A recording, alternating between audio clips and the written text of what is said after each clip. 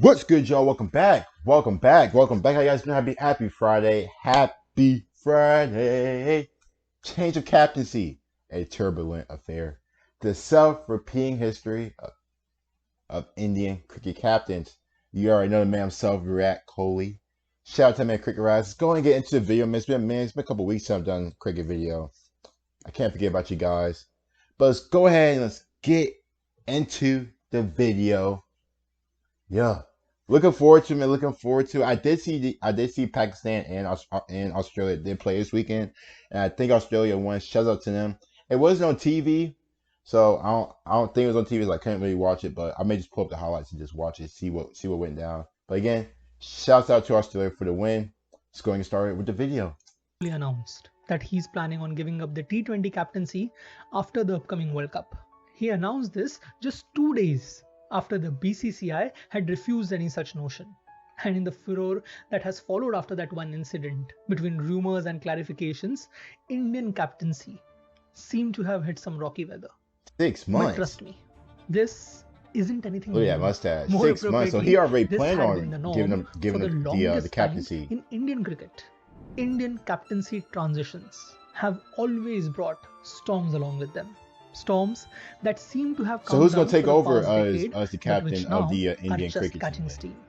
So we begin in the year 1980, the time that Indian cricket went from being just another sport to a religion, and Indian cricketers, gods. So the leader of those gods of the team that brought about cricket's transformation, surely his captaincy must have been cemented in gold, right?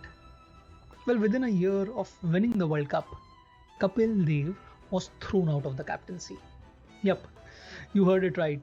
India's first World Cup winning captain had his captaincy taken away within a year of winning the World Cup and was given to Gavaskar. That's lame. Now, Gavaskar on his end was originally made the captain all the way back in 1979 and then had it taken away just 1 year before the World Cup. And then he got it back 1 year after the World Cup, which was again taken away within 6 months and given to Kapil Dev. So does India just have a hard time of just letting... I mean, I don't understand why you would get rid of a captaincy a year in, and then you get rid of the captaincy right before the World Cup just to get back to him a bit after the World Cup. That that's kind of weird to me, but it sounds like a badly written joke, doesn't it? Through all of this musical chairs of captaincy, Kapil Dev would sometimes accuse Gavaskar of purposefully playing bad, while Gavaskar actually went and dropped Kapil Dev from his team. It was a full-blown Hindi serial at a point. Between 1980 to 1992, India had a total of 9 different captains. God, 9. Till we finally decided on Mohammad Azharuddin. Now you would think that it was the match-fixing scandal that must have done him in, right? Well, that's half true, I guess. The first time Azhar was sacked was not in 2000, but all the way back in 1996. Losing the World Cup semi-final, which was followed by a disastrous English tour, made sure that a 23-year-old Sachin would get a chance at the top. Sachin, in the next my guy. Year, Sachin's decisions were largely ignored by his seniors. His suggestions were discarded by selectors, and in spite of a stellar performance in the last series, Sachin was unceremoniously sacked in 1997. The official statement was, it was agreed by all that burdening the man with captaincy was not in the interest of Indian cricket. In short, he's just too important as a batsman to be the captain. That is a lot of expectations to be on you as captains. They go through 9 captains in 8 years, I think. That's a lot. I think between 8 and 10 years to go through 9 different captains. I don't know if it's just the burden of it, especially playing for the Indian cricket national team, which a lot of us know is one of the top teams in the world. That's a lot of expectations. A lot of expectations, burden, pressure. You gotta compete. Well, for somebody who was so important for India, it seems kinda odd that he didn't get a single call from the board or the selection committee informing him of his sacking. So they just sacked him and not just told him. Media. Sachin still maintains he feels humiliated and disheartened whenever he remembers those days. That's lame. Anyways, in Sachin's place was the new, old captain, Azhar, who remained in place till the scandal, after which Sachin was again thrust into the fire, hoping that his stellar reputation can soothe the broken heart of an entire nation. But within 6 months, Sachin, with his failing health, decided to voluntarily step down as a captain, giving Sourav Ganguly the spot and ushering in a new era of Indian cricket. How that era ended though, that particular debacle deserves a video of its own. But for now, it suffices to say that if everything else before this was a storm, then this was a shitstorm, which nearly tore Indian cricket apart. Over captaincy. Coming back to the point, Indian captaincy has been a stormy affair. It has always been so. But things took a different turn under Dravid's captaincy. Dravid himself gave up a chance to become the T20 captain in 2007. So did the rest of the lineup of seniors. And in a close fight between Yuvraj Dhoni and Sehwag, Dhoni managed to come out on top. There were some grumblings as always, but the upcoming T20 World Cup and its result put all of that at rest. Reports have come in now that Dravid wanted to give up captaincy completely after the 2007 World Cup when people were calling for his head. But he endured that storm, took India for a historic victory in England, and when everybody was praising him, he gave up his captaincy. I still remember it being such a boss move. I leave, but I leave after proving my worth. Anyways, ODI captaincy went to Dhoni, but Test captaincy, that was first offered to Sachin, and after his refusal, it went to the dark horse, Kumble. Kumble on his side said that having Dhoni behind the stumps would prove a big help, while Dhoni happily accepted this apparent snub for the captaincy position.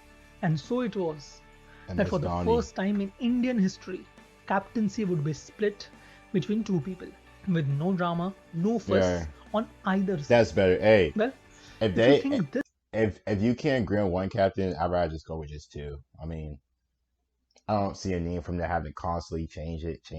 Just stick with two. Just stick with two and see how that goes. Two co-captains. This went smoothly. Then what Kumble did can be said to be the poster boy of no drama. Australia was visiting India in 2008, and in the third test, during the match, Kumble suffered a deep cut on his left little finger, which needed 11 stitches right on the next day. Breaking news. We've just heard that Anil Kumble has announced his retirement from Test match cricket after this Test match. So he won't even be playing at Nagpur. Forget about captaincy, he gave up on cricket itself. When asked later, he bluntly said, I had already decided to leave after this series. But once I realized that I won't be at 100% for the fourth test, no point me playing. I decided it on the spot. Right. And that was that. Dhoni became the captain in all formats. Dhoni, the captain that won India the T20 World Cup, the ODI World Cup and the Champions Trophy on December of 2014. Midway through a series in Australia, playing his 90th test, copied Kumble's move and announced his shock retirement from Test cricket. So he could have easily played 10 more matches. There were rumors about giving Test captaincy to Kohli, but all selectors were unanimous that Dhoni should complete his 100 Test milestone as the captain. Right. And still, he just up and retired. Even the next step wasn't much different. On 4th January 2017, on the sidelines of a Ranji Trophy semi-final, Dhoni talked to the chairman of selectors, M.K. Prasad, and told him he was done.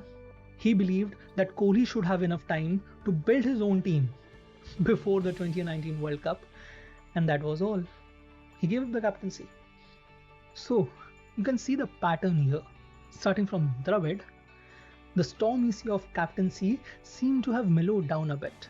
It may just have to do with the personalities of the people involved, or just that the board and the cricketers seem to have learned how to deal with success.